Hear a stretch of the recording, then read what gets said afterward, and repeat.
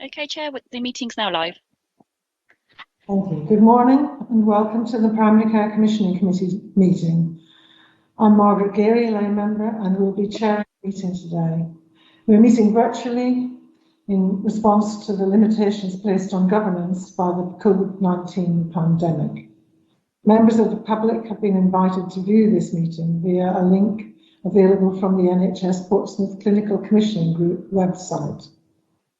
Today's meeting is being recorded so that in the event of a failure of technology, it can continue and will then be uploaded onto the NHS Clinical Commissioning Group website.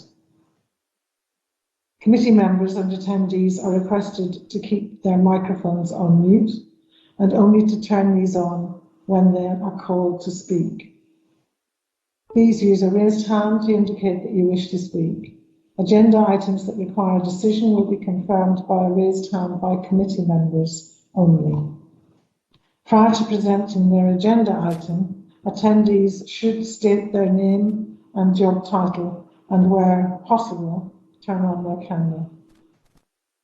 When I call your name, please turn your microphone on and give your name and title. I will call on committee members first and then attendees. So can I ask for Claire Curry?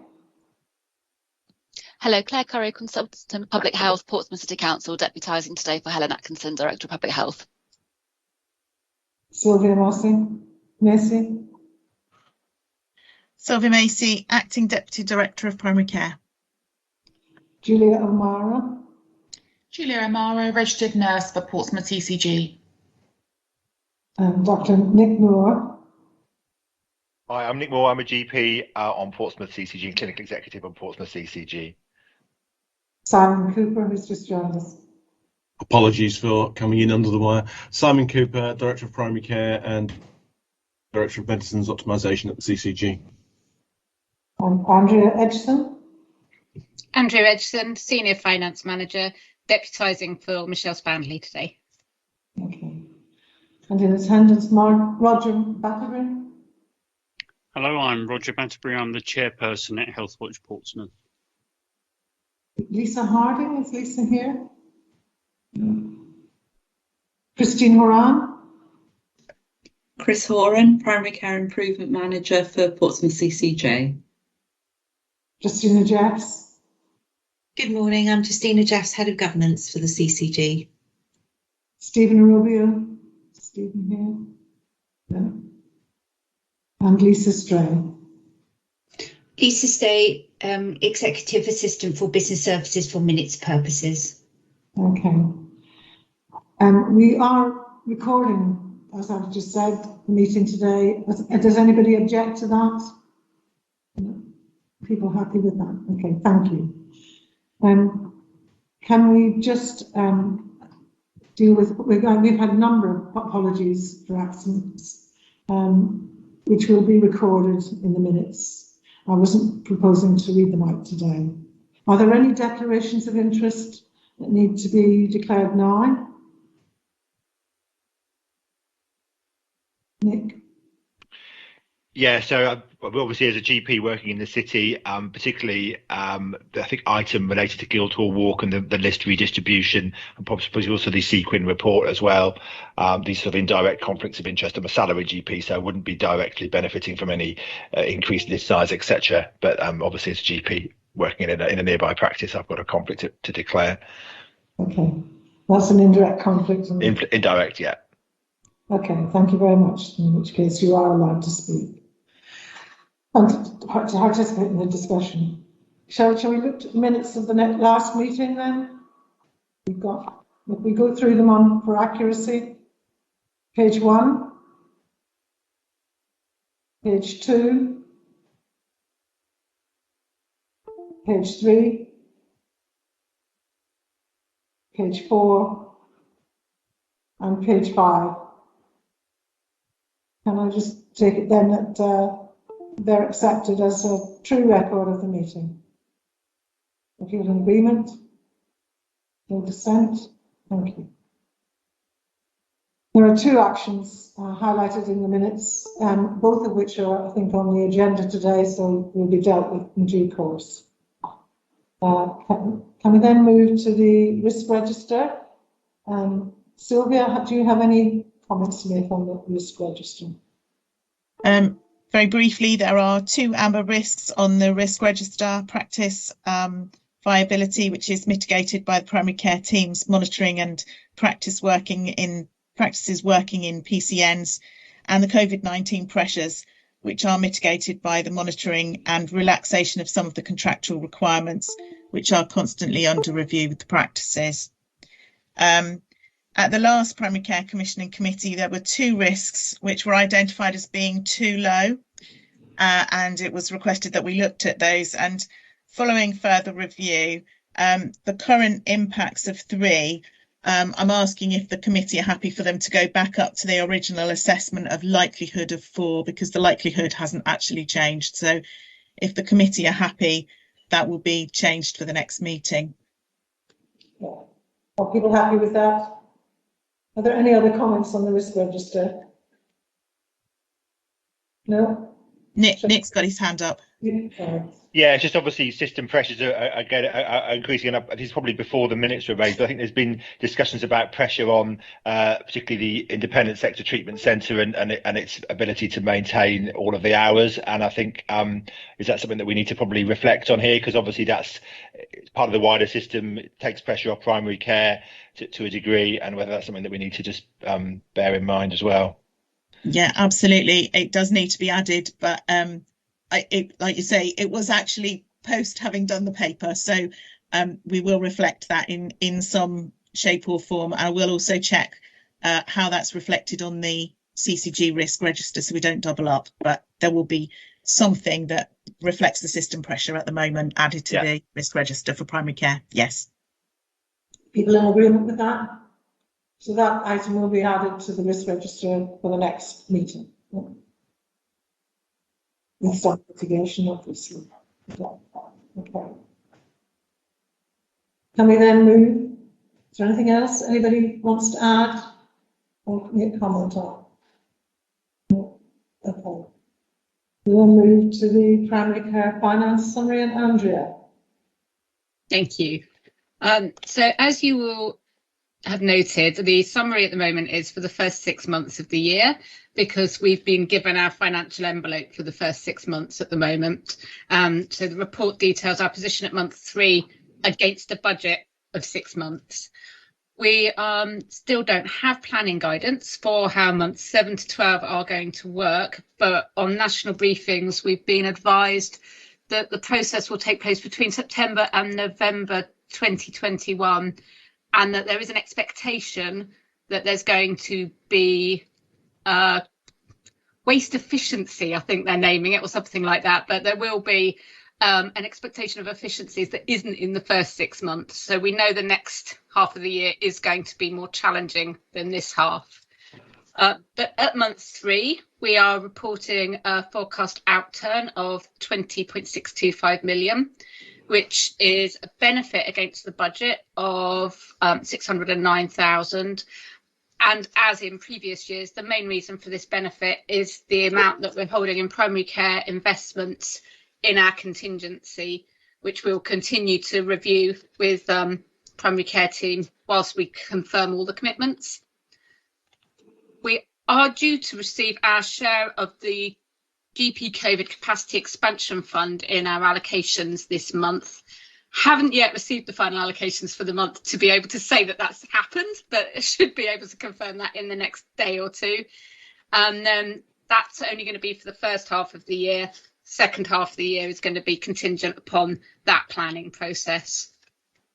And the GP forward view schemes are being managed at an ICS level. So we are working with our colleagues across the ICS to ensure that that's as we were expecting. One apology I did want to point out, I noted when I looked at the actual sort of Excel document, is the bottom right hand corner of the summary still refers to 2020-21. It is should read 21-22 now. Any questions and comments of Andrea? No? Okay. We just note the financial report then, in terms of, yeah, and accept that. Thank you. Thank you. Can we move to the reinvestment of personal medical services premium? Sylvia. Thank you, Margaret. So in 2014, NHS England requested that the PMS premium should be reviewed and that money should be reinvested in general practice. And that was a requirement from the centre. The funding for reinvestment was phased over 5 years, and for the whole 5 years, or at the end of 5 years, there was a reinvestment of 1.8 million. In line with the national guidance.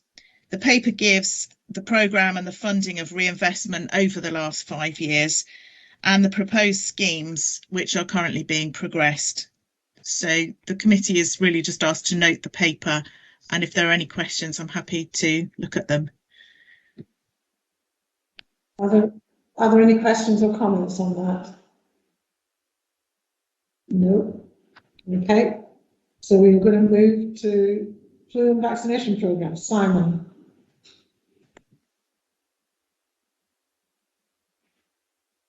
I can't find my microphone. Thank you, Margaret. So just a verbal update of where we are, and it's becoming apparent as we come towards this time of the COVID vaccination period that we are at the risk of a demographic issue of the city is the same as other cities in terms of our large proportion of a younger population.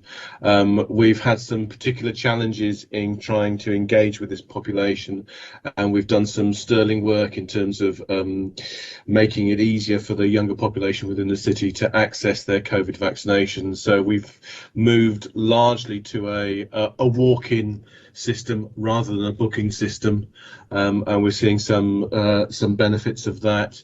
We've had a recent walking clinic with the university that was organised, and Claire's done some sterling work around linking in with those, and I'm sure you're all aware of the recent clinic at Fratton Park, which was ably supported by the football club, who was very, very happy to support our efforts in terms of bringing that to a state of play where we've offered it to everybody that we possibly can. The practices and PCN sites will all describe that they've offered vaccines to those on the list that haven't had vaccine multiple times and tried different ways to actually contact and engage with these patients. We've worked with the community pharmacy sites as well as the PCN sites and with Solent to do the best we can in terms of identifying any cohorts that we think aren't uptaking as highly as they can, and I think we've got to the point now where we are confident that we've done the best we can across the city in terms of vaccinating everybody who is able to access vaccinations for COVID.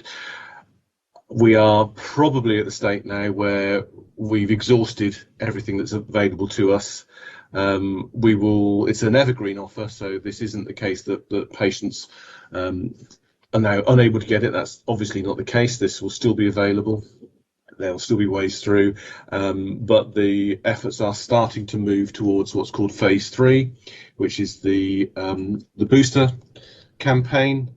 That will start in a few months' time, and Sylvia has gone to all of those practices within the PCN sites, and we've offered that service, and they have all expressed interest to actually take part in phase 3, so we expect that to carry on. How that will exactly look at the minute isn't brilliantly clear to us, because it will be offered alongside flu, and how that sits in terms of the NHSE commission service for the COVID vaccinations. We need to try and get it as efficient as we can do. So we haven't got that detail yet, but we expect the whole of the city to take forward phase 3 in whatever form that it looks like. Nick? Sorry, I'm asking lots of questions today. It was about obviously the co-administration. So obviously we're going to be able to co-administer them at the same time. Obviously that was initially not something that we were allowed to do when we first had COVID vaccines. But the understanding is that at the moment they're going to only be having the COVID vaccines delivered to the existing vaccination sites. And obviously that means that in some areas people can have it together, in others obviously they won't, because not all the practices, which obviously all do flu, will be able to do that. Is there any thoughts on whether that's likely to change over time, and whether vaccine can then be moved? Because obviously we've had changes in terms of how long, you know, initially Pfizer was only 5 days, now it's a month in the fridge, etc., in terms of moving stuff. So is there any direction of travel in terms of making that more helpful, I guess? So I suppose just to clarify the first point around vaccinating two together. So that initial recommendation to vaccinate at least 7 days apart was around being able to identify any side effects that weren't previously noted in the trial. So there wasn't a clinical reason to not vaccinate together. It was just around making sure that if there were side effects, we were able to identify which vaccine was causing those side effects. So obviously we've vaccinated across the country millions of patients now, so we have that data in hand. So we're now being allowed to vaccinate together. In terms of where and how we vaccinate, obviously if you are running the PCN site out of your own practice, then there's the ability to vaccinate your patients at the same time effectively. So you'll run through a COVID vaccination room potentially, and perhaps then a flu vaccination room, whatever that looks like within the system. We are yet to understand fully what the logistics would be around moving that into other practices. We've still got the ability, as we had with COVID, to do pop-up sites. So we can potentially move vaccines around. What won't be currently able to us, what hasn't been described to us, is whether there is going to be a logistics in terms of delivering to other practices. I don't think that's going to be the case currently. It is only going to come to a single named site within the PCN, and as part of the phase 3 you have to identify a single site. So it feels like the direction of travel is that the vaccines will go into a single site. Now, subsequently, the way that COVID vaccination is delivered is under the oversight of the PCN clinical director. So there is a potential way that, following the guidance, we can move it out. It is difficult. It is slightly fiddly because of the cold chain requirements, making sure that the vaccines are only moved within their approval, and we don't mix up vaccines that have been moved once and then haven't been moved, etc. So all of these things, in terms of making sure it is safe and appropriate and people are getting properly vaccinated, are quite detailed and make sure that they're there. So I think that would be the issue currently, unless we get some further guidance nationally. I think everybody would be supportive of trying to get something akin to the every year's flu vaccination program, but just being flu and COVID. But in terms of the national logistics programs to get COVID vaccinations out to the same place at the same time as the flu vaccines, I think is going to be difficult. But it might be available at the same time. But it might be feasible potentially to do some moving, provided we follow the robust sort of cold chain procedures, and therefore you could foresee, because the thing I'm worrying about a little bit here is that obviously you've got a bit of a postcode lottery. If you're registered at a practice that is also a vaccination centre, then you can have them together, and if you're not, then you have to have 2 separate visits, which seems a little bit unfair, particularly when we're looking at a cohort of patients which are more vulnerable, because we're going to be boosting the older and people with more long-term conditions. So if there's a way of us trying to mitigate that, and obviously we've got to follow all due process, then I think we need to try to investigate that. It's obviously got to be done properly. Roger's nodding his head, so I guess he's hopefully in robust agreement with that as well. So I think it's really easy to sit here and say that's what we'd like to do, and I would be supportive of that for all the reasons you've just said. I think one of the difficulties will be a practice receiving flu vaccines at a completely different time which they receive their COVID vaccines. We have to have the resource in terms of staff, the resource in terms of vaccines, and the patients all in the right place at the right time. And it's very easy to say let's put up a clinic here and we can just do it and we'll call the patients in. But in reality, trying to time everything at the right time and make sure everything is appropriate, and ensuring that the PCN clinical director has the confidence that this is all going to work properly under their remit is challenging, let's say. It's going to make it more efficient, but not just for the patients, but also in terms of workforce. Because if you're jabbing two people together, you could potentially do that. But anyway, I've monopolised this enough. But I think it sounds like if we can, it sounds like it's something that's very much on people's radar to try and. It is very much on everybody's radar, Nick. I can reassure you. I don't know whether Margaret, you're on mute. Sorry.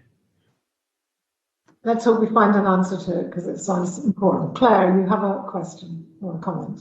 Thank you. Yes, just a couple of comments, and really just to add to, fully support what Simon said, just to add a couple of things for awareness. So firstly, completely recognise the absolutely huge effort that's happened in the city around vaccination. So really just to express my thanks for that, both to primary care, but also obviously to Solent and indeed Hive, Portsmouth and everyone else who supported those efforts.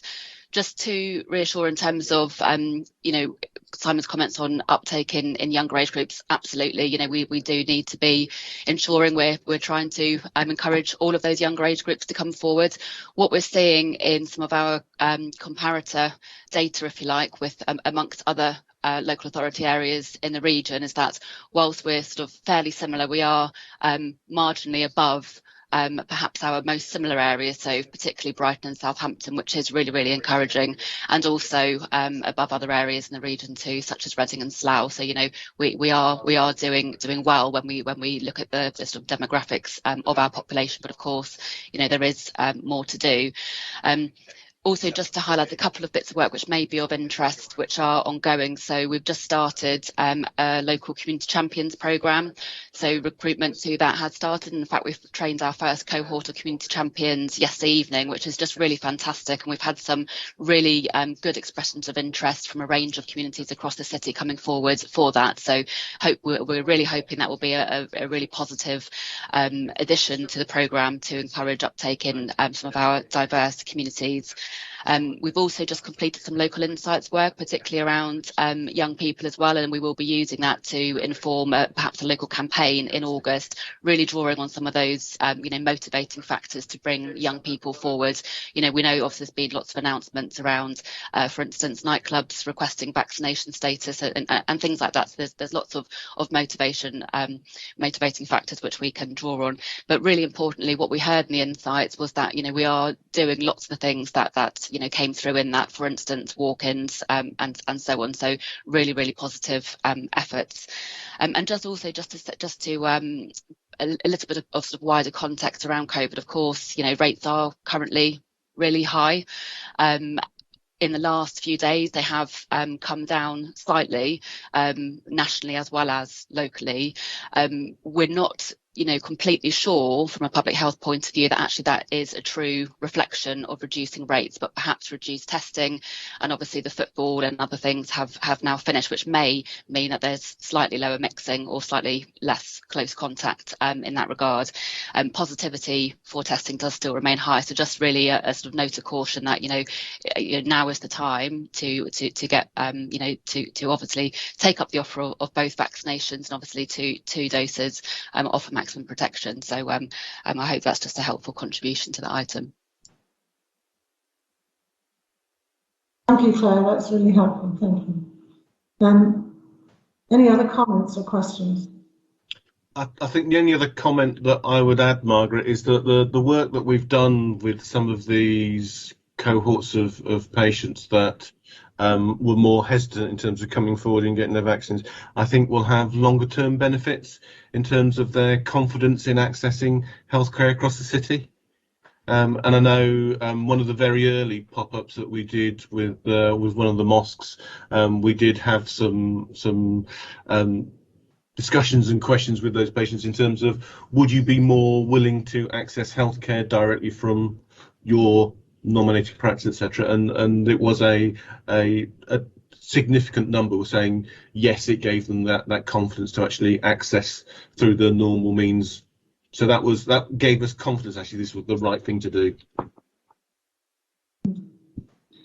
Okay, thank you very much for that. It's a really positive report on the vaccines, and hopefully the booster will be at the right time, in the right place, and and come together. Thank you. And we are asked to note that as a progress report of the board. Okay, thank you very much. Shall we then move to the Sequin report, and Chris? Thank you, Margaret. Thank you. So you should have all received a copy of the 2019-21 Sequin report. So this is just a bit of an overview of some of the outcomes from the scheme. This is obviously heavily been impacted by the pandemic, as with other schemes. So we've taken a very flexible approach, working very closely with our practices as well to see areas that could be, we could still deliver on, or sort of alternative ways of working as well. Okay, I'll just give a quick overview. I won't go through the whole report, but I'll just give a quick overview. And if you've got any questions, just please raise your hand. So the engagement programme, so obviously many of the events had to be cancelled because we couldn't hold the face-to-face events, and then it was just the capacity as well, just getting time with practice staff, etc. But there has been a lot of, that sort of went virtual, so there has been a lot of engagement virtually, and also just working with the practices around sort of deliverables, etc. I've been linking in a lot with our practice managers, with our GPs, etc. So that hasn't stopped as such. The engagement side, there's been a huge amount going on. One of the areas I think I'd like to sort of prioritise for this next coming year will be the practice visits, because unfortunately we're unable to hold those this past year. And it's just given us that opportunity as well to link in with all of our practices and to have those sort of more one-on-one conversations between our practices, the CCG and our clinical executive members. It's been a tough year for everybody, and so I think that's really key. So I'm really going to sort of push for these to take place, and that will be, looked upon as a priority. Thanks. So the next element of the Sequin was the technology programme. This was really, obviously, due to the pandemic, this has been a great opportunity as well to test some of these initiatives. And I think, more of a sort of, we've been able to speed these initiatives up a bit more, where I think if we didn't have the pandemic, I don't think we would be where we're at with many of these initiatives and the technology side of things. So, for example, we've seen a huge increase in the use of eConsult, of online consultations. So if you actually see the figures in the report, there has been a significant increase. There has been some issues around this, around capacity and demand. So it's been very difficult for practices to keep on top of maybe some of the online consultations coming into the practice, because we've really promoted this. So we are working with practices across the whole footprint as well, of how we can better maybe support practices going forward in utilisation of online consultations. Video consultations, we did see quite an increase in use of this earlier on in the year, but then we've seen quite a significant decrease in the utilisation of this. And this was around a time where we were sort of testing use of different technologies and how they wanted to carry out their consultations. And we then saw an increase in the telephone consultation. So that sort of overtook the video consultation side of things. So again, I think that's something we need to revisit. And I think it is a matter of making sure there's processes and sort of guidance in place across the city. It may be an aspect of training as well, and ensuring practices have got the right access to technology to be able to carry these out. The NHS app, obviously that's been another area we've been focusing on. Our figures for Portsmouth aren't massive, to be quite honest with you, if you have a look at the figures within the report. But over this next year, I am expecting to see an increase in that. Obviously, we don't know what's going to happen with regards to the evidence that you've had your vaccination. So I think that's naturally going to come with an increase on the NHS app. So again, there is quite a lot of work to go into that. Okay. Quality improvement programme. So around cancer screening. In 2019, 2020, we did see quite a significant, I think it's around 5% increase in this area. So the practices did a huge amount of work in sort of campaign work, promotion, but then naturally we did see quite a decrease again then during 2021. We are now sort of taking this forward. This is obviously a national drive. You hear it in the media, on the news quite frequently. I'm also part of the local task and finish group around screening to see, how we can better maybe support this programme of work and what we can do on a very much a local level. Okay. SMI LD health checks. Again, we've seen a decline in these, so we did see an initial increase in health checks, but we have over the last year seen a decline in this, which again was sort of naturally expected.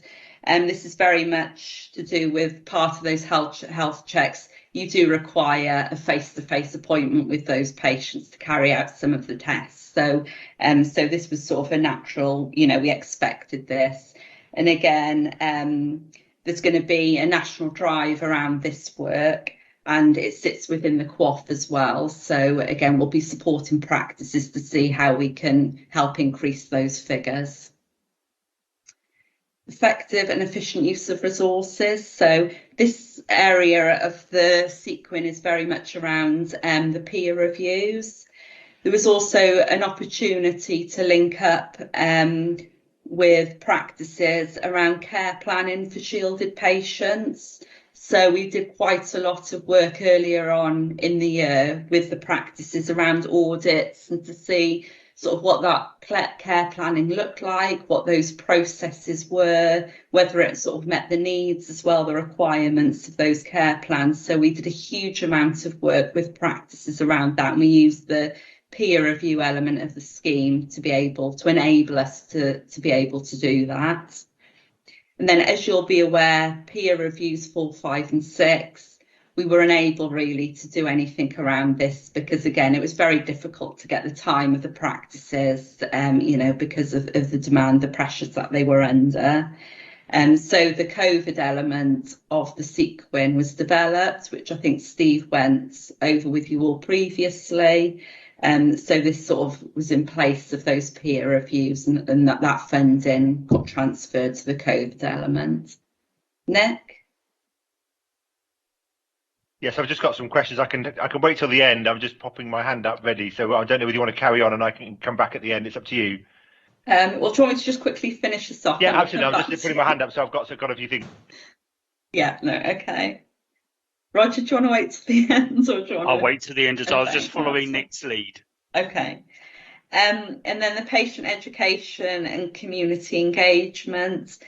Again, this has been sort of massively impacted. This has been a sort of very difficult component to deliver on for the sequin.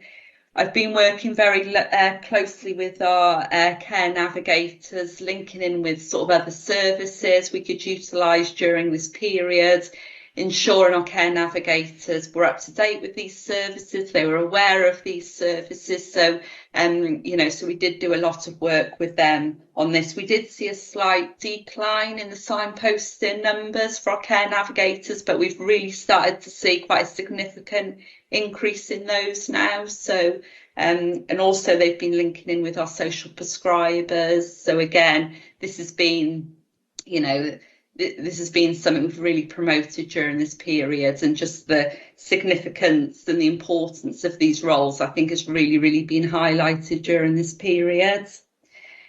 A number of campaigns practices have been doing, obviously around sort of online consultations, video, etc. we've been doing campaigns around sort of the smoking campaign, so Quit for COVID. So they've been brilliant in doing that and promoting that work, and again around cancer screening as well. Okay, so just from my sort of summary overview of some of the sort of key outcomes of the scheme, obviously delivery has been a huge challenge, I think, for obviously us, trying to manage the scheme, but also practices. It's been a real challenge for them, especially during the pandemic. But they have been absolutely fantastic. I've worked really closely with them, and they've wanted to engage with the whole thing and just linking up, on a very regular basis and trying to understand realistically their deliverables and what they realistically thought they could and couldn't deliver. So that's been a key to this. It wouldn't have been able to do it without that as such. I think my only other sort of key outcome from this as well was that obviously it was a 2-year scheme, the 2019-21 scheme. I did speak to all of our practices about it just to gain some feedback. I know me personally, just from sort of management and delivery of the scheme, I found it really quite a challenge because it was more difficult, I found, to focus on some of the elements and to really get them sort of embedded within the practice. I think it's easier when it's that year sort of shorter, sharper focus you can have on some of these key components within the sequin. And talking to practices, I got the same sort of feedback as well from them. So as you're aware, we've gone back to the early schemes now, so for 2021 and 22. Okay, sorry, that was a very quick overview. Nick? Thanks, Chris. Yeah, that's really detailed. It's a really detailed document. Thanks for that. Just a couple of quick questions.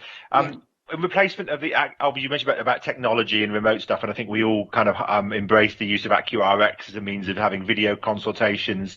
Obviously, the phone is the phone. Phones have been in existence for over 100 years, so that's all old technology. But that was a really good thing. I think what's happened in practice is that we did video when we really needed to during the height of it. And I think for things where we maybe people can submit photos with AccuRx, so we can look at a detailed photo. Often the image quality on a video is not good enough to look at things like rashes and eyeballing things. And I think actually that's why video has probably dropped, is because we used it when we were really wary of seeing people face to face. And now actually, if we need to eyeball something, we're just going to eyeball them. But if someone could submit a good quality photo of a rash or a lesion, we can probably manage without. So it's either a phone, a picture, or a face-to-face, and video is probably going to continue to drop, I think. But I know there's issues about whether, obviously AccuRx has been procured, I think, until the end of the year, and I think there's an ongoing discussion, isn't there, procurement of some kind of replacement, whether that's an embedded system within the clinical system 1, or whether it's another bolt-on. Is that correct? Yeah, that's correct. Yeah, so the re-procurement process is going on as we speak, and I think that's due to end at the end of the year, or the outcomes will be ready at the end of the year. But I think practices would be very happy with something as long as it works. But I think AccuRx were very, well, I guess possibly very sensible. Well, canny, I guess, would be the other word in terms of allowing us to all use it free, because then you become almost dependent on on that, or in some way or other. But it has been very useful, and you can integrate and save pictures into directly to the patient's record. So it's really been a real bonus to us, that. Just a couple of other quick points. With the LD, I was surprised to see that the numbers had dropped, but I thought there was some kind of coding issue in relation to this, because I thought we'd generally done pretty well as a city. I know the SMI checks we've done okay, and now that's part of QOF, so that may be done slightly differently, and we are incentivising the SMI checks to do high performance. But I thought we'd done better than that on LD checks, that there was a coding issue with NHSE, and that actually the numbers were higher than that. I'll need to look into that, but I remember there was discussion around it. So maybe just worth clarifying that's I think it's definitely higher than the 36% that we're showing on there. I would think that's higher, and I know that Julie Chapman, who was obviously the LD nurse, may have up-to-date details on that, because I think we did better than that. And certainly you can do some of it remotely. I do a lot of them in my own practice, and we identified, I went through a list of all the patients to identify with their records if they were suitable for a remote one, a phone call, or whether they needed a face-to-face. And particularly if they were relatively straightforward and didn't need, probably were not going to need a physical examination of some kind, we completed quite a lot of them remotely. And I think the guidance, national guidance, said that we could do them remotely. So quite a lot were done over the phone if deemed to be appropriate to do that. And that was the way that we were able to do such a lot in my practice, was being able to use that blend. Really, so maybe worth just clarifying if that's correct. Yeah, and I'll double check if there was an issue around the codes, and I'll come back to the committee then just to confirm. That'd be helpful. And then just one final point, e-consult I think is a bit of a hot potato with everybody at the moment. I know CCG is supporting some teaching and training to try and help practices, but I think there is an issue in terms of the people are worrying about the safety issues in terms of how viable it is to keep on top of these, because if the volume becomes so large, potentially there's a risk of stuff. So I think it's something that we need to maybe bear in mind in the system, so that we're getting the best use of the technology that we've got. And not and these things not then becoming a substitute for the normal run of things, and potentially having stuff buried in a very large cohort of emails that then people have to go through. So it's probably not something for the risk register, but it's just something that I think we need to be mindful of, maybe outside of this, that it's something that is causing a lot of demand, as you've said, because it's been very popular, and that we maybe get the best out of it that we possibly can. And those issues are being fed into the sort of re-procurement exercise as well. So we're making sure that that's being recorded, that feedback. So that's good to know. Okay, cool. That was all I had to say. Thank you. Thank you, Roger. Right. Well, thank you, Chris. Very comprehensive report. I've got a few comments and questions. Yeah. I do them one at a time. There was a website review mentioned of GP practices, improved practice websites 2.3.8. Obviously, Healthwatch Portsmouth have done 2 reviews of practice websites, and I'm not sure we'd quite agree with the findings that are in this report, and we're going to do another review for Steve McGuinness, so that might be something to link in with, because we didn't find information easy to find, nor the websites easy to find. So I know there was discussion at that, and Dave Scarborough had lots to say, and I have met with Dave and Steve since, but we are going to do another review of the websites, and we'll include you in the. That would be great, yes. And also our audit was very much around information around COVID, which the LMC had sent some information. So Sure. I think it was just, we might find it easy to find, but this was volunteers at Healthwatch Portsmouth doing it, so Portsmouth patients, and they couldn't find stuff easily. So that was just one bit. Care plans is mentioned in there, I think, as part of the peer review. My comments aren't particularly in order, I have to say. And there was talk of care plans for people that were shielding. Do we know what that experience would look like for a patient?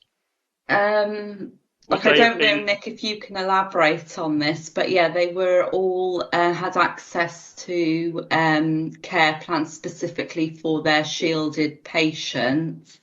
Right. That means they just get a letter from the GP saying you're shielding, or there would be a specific care plan written for them?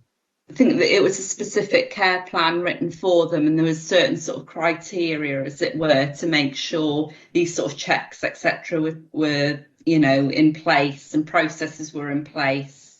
I was just wondering what the patient would have experienced, whether they would have been contacted or whether it would have been done behind the scenes, should we say. Right, okay. I can have a look at the care plan. I'll probably need to revisit it, but I can then share it with you as well to have a look. Interesting. I'm asking, twofold from, what patients of the city would have experienced, and as somebody that was shielding that wasn't aware that they had perhaps had a care plan. So perhaps I should have divulged that at the beginning, but I'm saying it now. I like Nick's point about e-consult and video as well. I've been part of a group that the ICS has been running about both e-consult and video consultation. So that was very interesting, and they're looking at, I think, re-procuring eConsult and a sort of Skype, Teams, Zoom type system as well, which sounds like, so I don't know when you're talking about procurement, whether it's more ICS procurement or Portsmouth procurement. It's more ICS, so it'll be across the patch. So you're linking it, right? Okay, it was just making sure that we weren't going it alone. It's across all of our as a very small cog in that meeting. Yeah. That was just interesting. Picking up on the SMI and learning disability physical health checks. I'm not trying to copy everything Nick said, but I'm making an assumption that secondary care and social care are involved in that process. When I worked in secondary care years ago and the SMI register came in, we were certainly comparing lists of people. Yes. But about encouraging people to go in and have the checks and and it's also at what point you pick those patients up, as it were. So we have been linking them with Solent as well. So sharing, as you say, sharing the registers and identifying, you know, if they access a community service or secondary care, these patients can be picked up at that point. Can I just come in on that very quickly, Chris, just to clarify? So, in relation to the LD checks, we do work very closely with Solent, and if somebody is known to the LD team, we will send a copy of our check-in to them and have fairly close liaison with them. And because we both use System 1, there's mutual access to the various records. In relation to the SMI checks, we should be doing them for most of the patients who are not as kind of inpatients or not otherwise unknown to us. So the vast majority of these the SMI ones are being done in primary care through our register, and in relation to it now, it's being part of QOF. So it'll be part of the routine run of stuff that you would have if you were having a diabetic check or asthma check, etc., because it requires what we call a cardiovascular risk assessment, so a check of your pulse, blood pressure, smoking, cholesterol, plugging all that stuff into a sort of risk algorithm to check that, you know, because a lot of these medications increase your risk of heart disease at an early age, notwithstanding the fact that quite a lot of these patients have higher rates as a population have higher rates of smoking and other hazardous behaviour. So that's something that's primary care, and actually I think putting it into QOF is something that I think will probably make it more robustly done, because it's part of the other stuff that we do. You know, we've had QOF for 15 odd years now, and so, you know, if it's a QOF domain, practices are very, very sort of good at having a recall system and getting people in for all of those sorts of things. Sorry to butt in on that, but just to clarify.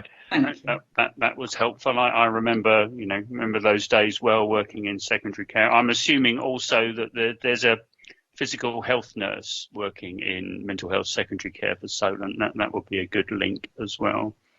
The other bit in your report talks, I think, under community engagement activities, talks about the PPGs being engaged with. You can probably guess where I'm going to go with this one. Well, I'm a vice chair of a PPG. I won't say where, but we had no contact from the surgery. Right, it was the other way around. It was the PPG saying, we'd really like to meet. Yeah. And I link in with other chairs and vice chairs of the PPGs, and it's been a similar experience. Okay. So just kind of pointing that out. We've had emails from Jackie Powell, which has been great, sort of linking in with the citywide PPG process, but nothing from the surgery specific to me. Okay. And the education events that you talked about, the one at the university, just suggesting that if there are future events, it would be really good if we could do them together with Healthwatch Portsmouth. I've literally just booked our next one, so I'll link up with you outside of this meeting, Chris, Roger, but I've just booked it. Right, I shall stop speaking now, Margaret, and Chris, thank you very much. Okay, thank you. Claire, I think you're next. Thank you, Margaret, and thank you, Chris, for such a comprehensive report. Loads in there, and I'm sure we could probably spend all day talking about it and have a paper on each of the bits because it's so comprehensive, so thank you. Obviously, from my point of view in public health, really cognizant of especially the long-term impacts of perhaps, you know, lower uptake of screening and some of the, you know, engagement and some of the sort of health behaviours bits that you've got mentioned there. Recognise there's been, you know, huge efforts, and actually many of the screening rates went up for that 2020 year before, obviously, you know, COVID impacted. but particularly mindful that perhaps where there have been reductions in uptake, during the COVID year, that those, in the most vulnerable situations, or arguably perhaps may have benefited most from some of these programmes, have perhaps been impacted the greatest in terms of their uptake and not wanting to come forward. So really interesting, obviously, particularly for screening and IMS. Much of that relies on, recall and, call and recall systems. Yeah. So just really interested in terms of this year. Is there anything additional being done for that cohort who perhaps, weren't able to engage quite so well last year, recognising, of course, all the, pressures on primary care this year, and also, bearing in mind, I suppose the sort of huge efforts and achievements, I think, in terms of, what we've just heard around encouraging vaccination uptake. I think lots of that sort of shared learning is applicable to, many of these programmes. I'm just interested in if that sort of joins up anywhere in the system at all. Yeah, so sort of around the screening and the IMS specifically, we haven't included that in the next year's scheme just because it features as part of QOF, etc. So we've got to be careful with regard around sort of like duplication of payments, etc. But yeah, there is a huge amount of work going on. It is making sure, and that's across Hampshire, Isle of Wight as well. So I'm very much involved with the screening and the task and finish group there, and we're putting work programmes, plans in place at the moment, some of that work and how we can better support our practices. And also I know Steve's involved with sort of the IMS work, and again, he's involved on a sort of wider footprint and how we can link in. But it's also, as you say, it's linking in with the other aspects of some of these areas that have really sort of suffered, as you say, from this past year. So it's how we can do that better and what that could look like as well. So, we're keen to sort of take that forward. I mean, it's not going to fall off our radar or anything, but yeah, it's more on a sort of ICS, etc., that footprint. We're doing much of that work now. Simon, I think you're next. Yeah, just to an observation on the e-consult that Nick raised. What's becoming increasingly apparent is that patients really do like this, and it is something that they can jump on and firing. But I'm also not entirely convinced we've got the right routing for patients in terms of how they use this. And some of Nick's concerns around the safety of this is that some patients are not following the guidance in terms of routing them through the e-consult. So rather than potentially a useful tool to get rid of some of the non-urgent stuff that takes up the phone lines or even a face-to-face consultation, because that's how the patient feels they access primary care potentially, they are increasingly putting things through e-consult that are more urgent. And that's, I think, is where we need to bring the two sides together. I'm also quite conscious that we haven't had very much time for practices to evolve into being able to deal with this new way of working. So we're at a bit of a challenging situation where we've opened up almost an Amazon type approach where you can sit on your settee whilst watching Love Island in the evening and think, oh, I can just throw in. I can see Roger immediately resonates to watching Love Island in the evening, but can then fire off as and when it comes to into your memory, and that may or may not be the right approach for it to be caught. Now I know we need to evolve into that place, but I think we've potentially created a problem in terms of giving this feeling of Amazon Prime when perhaps we're doing a more of an old-fashioned Royal Mail delivery, and we haven't had the intervening years in which to evolve from one to the other. So I think we need to be careful in how we take this forward. I think it will very much be part of the future of how we deliver healthcare, in the same way it's become very much a future of how other things are done in terms of online. But we need to also make sure that we don't lose out, or rather we use that efficiency of scale that could come with, I don't think we're there yet, that could come with e-consult or whatever its subsequent iterations are, that we use those economies of scale to balance those patients that don't use that. that it gives the ability to use that more time for those patients who find accessing e-consultation, etc., more difficult. So we don't sort of jump in one direction completely. We use that released resource, assuming we can get those efficiencies to scale, to actually use it for those patients with face-to-face or telephone calls or whatever that appropriate approach is. Okay. Important word of caution, but we'll see what transpires from the re-procurement. Julia. Yes, thanks, Margaret. Just picking up on a couple of comments and responses. One, and really just because I haven't been able to update Chris on some of the engagement events that I've been involved in as well, no, because they're primarily quite recent. But regarding the immunisations, I totally support what you're saying, Claire, and we've still been recruiting to general practice through this time. The workforce has been thriving in that way, and Bournemouth University across the whole of Wessex has still been running the Practice Nurse Foundation learning sessions, which are at degree level or masters, or on over 9 months. But unfortunately, a lot of those sessions have been converted to virtual. And so some of the feedback we've been having through the Health Education England Education Director is that the nurses are struggling to learn that way. And literally a meeting that I went to yesterday with Pippa Stupple, who's the Director for Health Education England, we were talking about we need to put on some more immunisation face-to-face events. You know, the nurses' feedback is they want to be able to discuss some of the complex regimes, talk about how they can increase uptake, what they do when a child comes in, that whole kind of group work that we do in the classroom.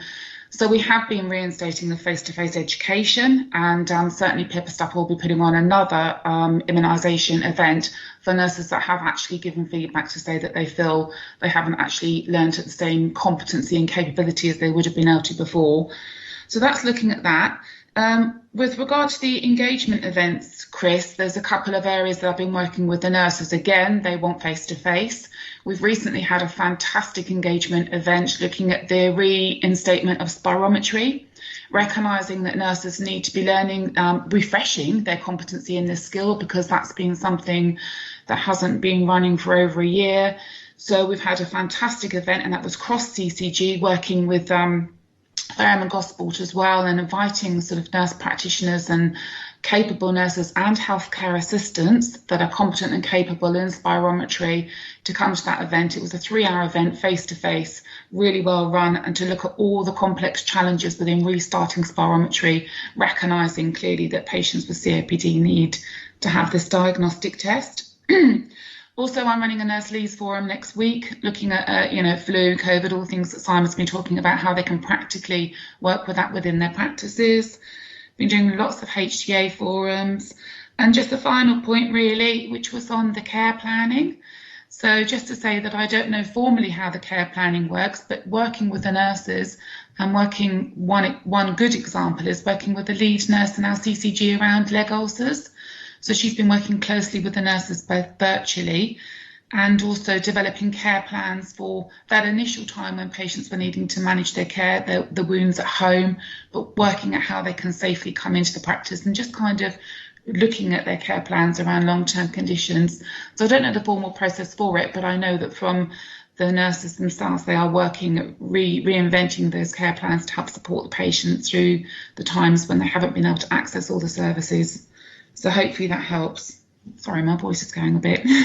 Thank you, Julia. Thank you very much, Julia. Useful addition. Any other comments, questions on the sequence? We're asked as a board just to note the outcomes of the sequence from previously. Yeah. And thank you very much, Chris, for a very thorough report that most people seem to have appreciated. Thank you. Thank you.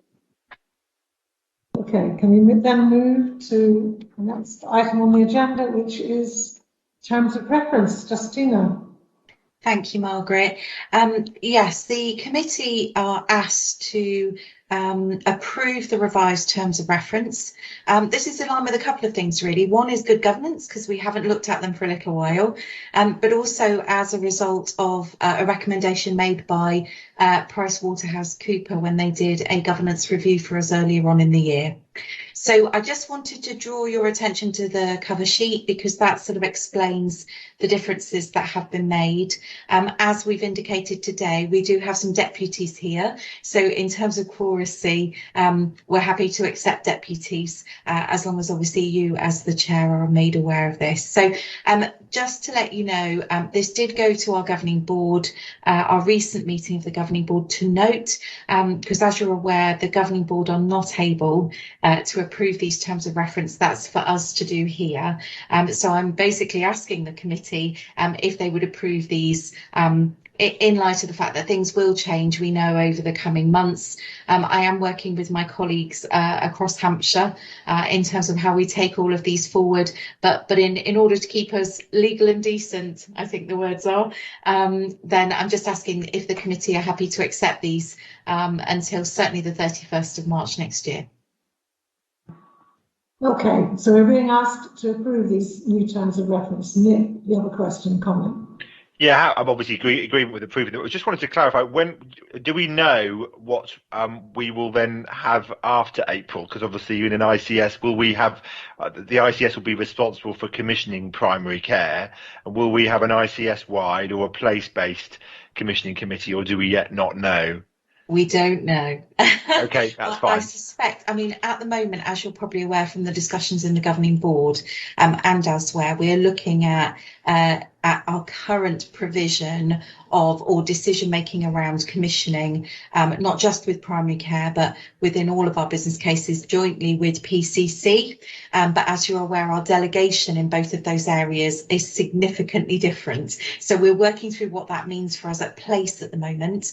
And obviously, like I say, working with my colleagues across Hampshire and the ICS in respect of what this means further on down the line. As you're aware, this committee exists because it has delegation from NHS England. So obviously we need to have some of those conversations about, well, where does that sit and fit now in the future? But a good point, well made, Nick. Because I think, you know, that's the thing, is I think we do have very good engagement with primary care, and if whatever we can design that happens next, if we have a say over it that allows us to continue the good stuff and the integration obviously with City Council, then all power to it, really. So perfect. But obviously, as far as this is concerned, this is for the next however many months, and I'm happy to agree with that. Yeah, so just to provide some assurance that we are working across some of this around place at the moment. Most of the focus we are doing is at place.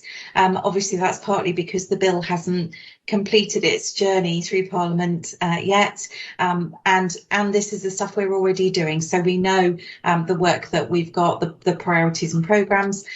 In terms of the future, that's where we're working with our Hampshire and ICS colleagues. So we'll just take it as it comes, really. But we want to be able to shape some of this as well. So we've just got to recognise what does that mean and how is it going to fit in with all of the other stuff that's happening and evolving as time goes on. Yes, it does seem like the ICS may take over some of the primary care commissioning role that we currently have in terms of what's delegated from the NHS, but that what is important for us in terms of the place is how we shape up the health and care partnership and how that then looks at involving clinicians and primary care. Absolutely. Okay. Thank you. Any other comments? Simon, I know you've got your hand up. Yeah, just to sort of reassure you, Nick, in some of those and the rest of the committee in terms of there is very much an understanding in discussion with my colleagues across Hampshire and Isle of Wight that there very much is a without using the word too often, there is a place for place not to lose its organisational memory and those relationships and how we have solutions that have worked very well for us across many years, not just for Portsmouth but for the other areas within Hampshire and Isle of Wight. This isn't a concern that is solely for Portsmouth. This is a concern across the rest of Hampshire and Isle of Wight, that we don't throw the baby out with the bathwater in terms of going to an ICS. So there is still very much a focus on having place-based solutions where they are warranted. I mean, obviously there will be some economies of scale in terms of doing certain things that are common across the whole of the ICS, but where we can identify that there is a need for a different approach or a different solution or a different priority, then there's very much an engagement with place-based health and well-being. Okay, are there any comments, Claire? So just to note that I really welcome in the terms of reference, I think it's 1.6D along those lines anyway, to take account of service commissions by other organisations. Obviously in public health in Portsmouth City Council, we do commission some primary care services, and really happy to give this board greater visibility of some of that, and I'll pick that up outside this meeting. Thank you. Are there any other comments, questions? No. Sorry, just one other question, just to note, as obviously we've removed LMC as a voting member because obviously apparently they don't vote in other PCCCs. They don't seem to be appearing on our. I don't think we've had them recently, and they don't seem to be appearing on the list of attendees from the last one. So are they still an invitational attendee? Absolutely. Yes, they're invited to each of our meetings, Nick, but I think that was it was the inequity issue that they had raised themselves, so hence the reason why, because I don't know if you recall at the time we had talked about how we manage conflicts of interest. So when we wrote the original terms of reference, we were just working through that guidance, and having the voice of the LMC here sort of helped us to navigate our way through some of those conflicts of interest. But they're absolutely invited to every meeting. Yes, that's fine. It's just I know they haven't been recently. I know there's been some personnel changes at the LMC, so it's just whether we make sure we refresh that or maintain that link. So obviously, because I think they've been useful, but I know that the previous attendee who used to come has left the organisation now. So okay, cool, thank you. Okay, we have a new terms of reference in front of us. Are we happy to approve that? Yes. Any dissent? No. Okay, that's approved then. Thank you. Okay. Shall we then move to the Guildhall Walk Healthcare Centre update? Sylvia. Thank you, Margaret. As you'll remember, the Primary Care Commissioning Committee decided not to re-procure the APMS contract, which is currently held by PHL at the Guildhall Walk Centre. This paper provides an update on the contract closure and the list dispersal. Since the last update, a fourth letter has gone to patients informing them of their new practice. HUSC have been updated, and the transfer of patients has begun. There are about 1,400 patients left on the Guildhall Walk list currently, and they are expected to be transferred by the 4th of August. So by the end of next week, Guildhall Walk will actually only carry the SAS patients on its patient list. A further update will be presented to the committee in September, but I'm happy to take any questions that may be arising. Are there any questions or comments on that update, Justina? Yes, I just wanted to congratulate the primary care team, really, Sylvia, because I think the way the transfer has happened and, seems to have been seamless. And I just wanted to say, considering the number of patients and records that we're transferring over, I think the process all in all worked very well. Thank you, Justina. I will pass that on to Steve and Blanca, who have done, 99% of the work. So I will pass that on. Yeah, it has been a very thorough job, actually, and under quite a lot of scrutiny, which is really good. So pass on our thanks to them. Thank you. Any other questions or comments on the Guildhall Walk Healthcare Centre? No. Okay. Can we then move to the next item, which is Sunnyside? I was just trying to get my hand up. Sorry. I've got the publicly accessible papers, and I think we were sent a set of papers that related to the financial support that practices get. And I think it relates to, obviously, you get a certain amount if they're allocated and a certain amount if they choose to come to you. And those were different, my understanding was, when I looked at that. I just wanted to clarify what the rationale for that was? I think it was to do with bulk transfers, Nick. If you got if you had a bulk transfer, then you didn't need to do some of the admin work of GP to GP transfer. So Okay, I think that's the element. But Steve honestly has more detail of it. So if you have a further question, no, I just noticed that it was different, and I noticed it different depending on that, and that explains it, because it wasn't quite clear from the papers as to why there was a difference between someone who's chosen or if you just get a batch. That's fine. That makes sense. To do with bulk transfer and the cost to the CCG of the bulk transfer and the admin time cost to the receiving practice if they didn't have a bulk transfer. Okay, thank you. That will deal with the chair's action later. So yes, that question. Thank you very much. Okay, can we move to Sunnyside then? Sunnyside Medical Centre application, Sylvia. Absolutely, thank you very much, Margaret. So Sunnyside Medical Centre have made an application to move from a PMS to a GMS contract. The primary medical care policy and guidance manual sets out all of the process and requirements for a contract transfer, and that's shown on the cover sheet. And you will see from the information that's been provided that Sunnyside has met the requirements, and so the request is that the committee approve the transfer from a PMS to a GMS contract.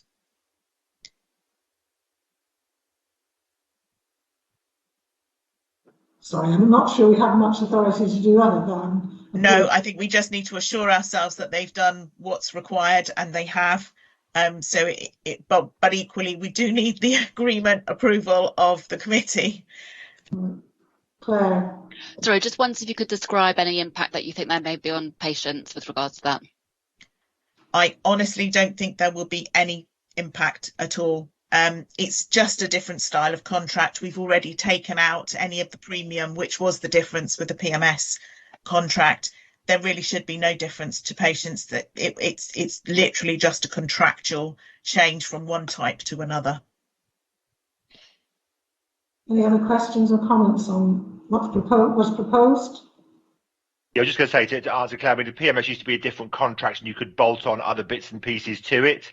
But I mean, that's all kind of gone for some time, and they've kind of been aligned as in terms of what practices do for quite some time. I think it's just about the fact that this is now the very tail end of the process of getting everybody under the same sort of umbrella. And I guess with the cessation of Guildhall Walk, everybody will be under the same GMS contract from now on, won't they? Or once everybody's on, will eventually be on that, won't they? That's helpful, thank you. I don't think I realised that Sunnyside wasn't, so thank you, that's helpful. Andrea. Yeah, I was just going to echo from a finance perspective what Nick has said, that the advantage of having a PMS contract has been eroded since 14-15, and now there is no benefit. So from our perspective, it certainly makes sense for them to move across to the GMS contract. Okay. So are people happy for us to agree this change in the contract from PMS to GMS? Yes? Okay. Any dissent? No. Okay. We've then approved that. Thank you. Okay. Can we move to Chair's actions? And again, Sylvia. I know. Sorry, Steve's not here, so you have a lot of me.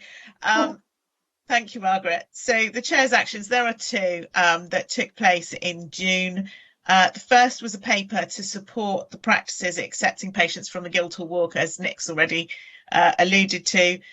The offer for eligible practices is detailed in the paper, includes additional support, financial support for admin, clinical and practice premises and IT.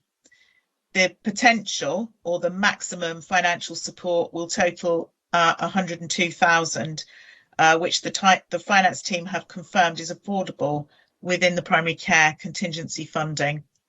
And the Chair's action was approved on the 29th of June. The committee is requested to ratify the action. Yes. Any questions or comments about any clarification needed? Nick's given us an opportunity to have clarification on one of them. Okay. Can we then ratify the decision of the Chair? Lovely, thank you, Margaret. And the second Chair's action was regarding clinical waste contract held by NHS England. Previous contracts have been rolled over, but NHS England is now leading a programme to understand the issues and to ensure that formal arrangements for clinical waste collection are in place across the system. The chairperson's action was to support a single tender for a 12-month contract and improve the performance measures and quality in the intervening time, and then to support the design and reprocurement of the clinical waste services for primary care, which actually do also include pharmacy. And that was again approved on the 29th of June, and the committee is requested to ratify the decision. Any comments, questions, clarification? No. Shall we then ratify that decision? People happy to do that? Yes. Okay.